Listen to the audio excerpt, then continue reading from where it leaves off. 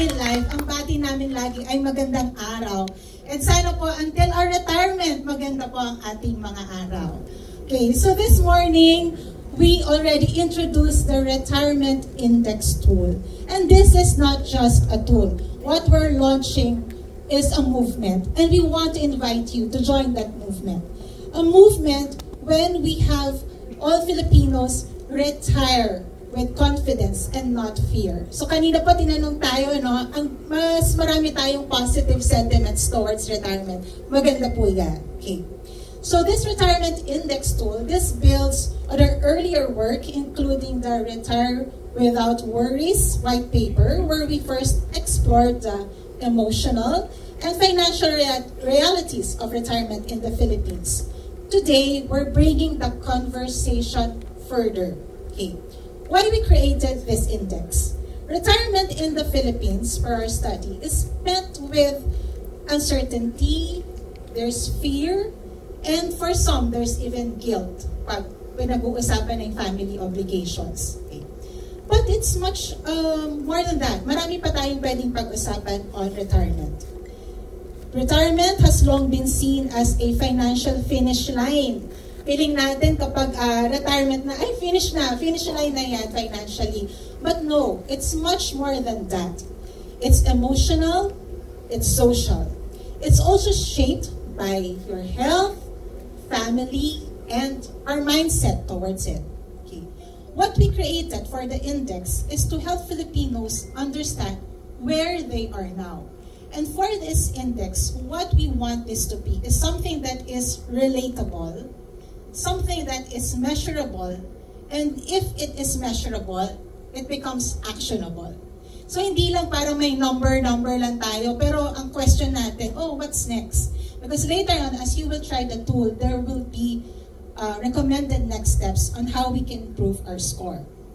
So how did we do the index? Our approach is with the help of our research agency partner, Humanate.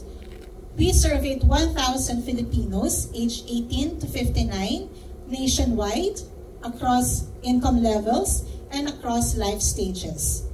We combined desk research, expert interviews, and statistical modeling so we can come up with a holistic index. So that's the keyword po, holistic. Okay. The result later you will see is a score between 0 to 100.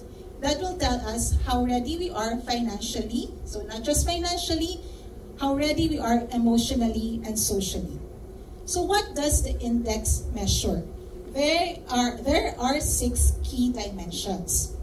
So we looked at life stage, personal finances, health, pension participation, our sentiments toward retirement, and social support. So these 6 are the building blocks of retirement readiness. They are interconnected, it's human, and it's real. So what is our national score? On the average, a Filipino will score 47 out of 100. So medium, pero parang far pa from a secured, financial secured retirement, diba? So that's a medium level of readiness. However, another fact is that 24% would only have a clear retirement plan. So there is an awareness, yes, aware ako, we need to prepare, but only a very few would really take that concrete steps to be prepared for their retirement. So 47, that's just not a score, it's a wake-up call. Okay, let's look at the dimensions. Life stage. Life stage is the strongest driver. Life stage being your age, your marital status, your parenthood, if you have children or not. So what does this mean? Your age, your marital status, whether or not you have children, these are things that we cannot easily change, diba? Hindi naman tayo, we don't buy into being a parent or getting married or getting older. Okay. So these are things that we cannot easily change. Pero ito yung may biggest influence. So if you will see that, Gen X will score highest at 54 compared to their Gen Z counterparts lowest at 36. So many Filipinos would only begin to seriously think of retirement if there are changes in their life. So if they get married, they have children, yun yung nagtitrigger ng preparing for retirement.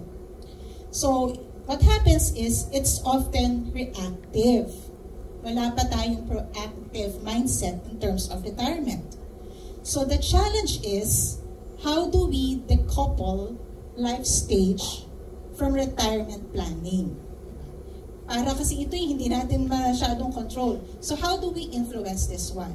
Again, we also hope, as said by Ms. Gay, no? We hope that we reach different audiences, a wide audience, especially the younger ones, and tell them that at any time, you can and should prepare for retirement. So for the younger ones, huwag na natin hintayin na magkaroon pa ng changes in our life or hintayin pa natin na certain age tayo before we prepare. So this insight is important. We need to decouple life stage from retirement readiness.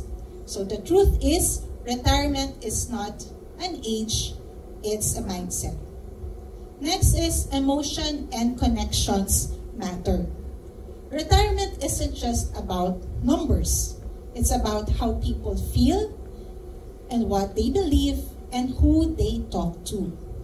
Filipinos who feel excited about retirement, kapag may positive sentiments tayo toward retirement, we associate it with freedom, we see purpose, we see new beginnings, we score significantly higher on the index. In contrast, if you feel indifferent or there's anxiety, we tend to delay planning. And of course, that would mean a lower score. So the index also shows that social support is a key driver. People who regularly discuss retirement with their family, with their friends, or financial advisors would score higher because they are more prepared. So parang sinasabi ng mga kabataan, let's normalize. So let's normalize talking about retirement with our family. Especially if you have multiple dependents, di ba? Dapat na pagplaplanuhan natin, hanggang kailan ba na ako breadwinner? Sino ang sasalo? Paano masasalo yung mga obligations in the family? So let's have frequent family conversations about this. For Gen Zs, this is a standout insight. Well, on the overall, medyo low yung kanilang score in the index, we are seeing a shift na they are more open to discussing retirement with financial advisors. So they show a strong openness to consulting financial advisors. 41% of Gen Zs are already talking with financial advisors compared to the general Filipino, that only 30% of them consult. So we see this shift, and so this is good that they're shifting from family advice to professional support.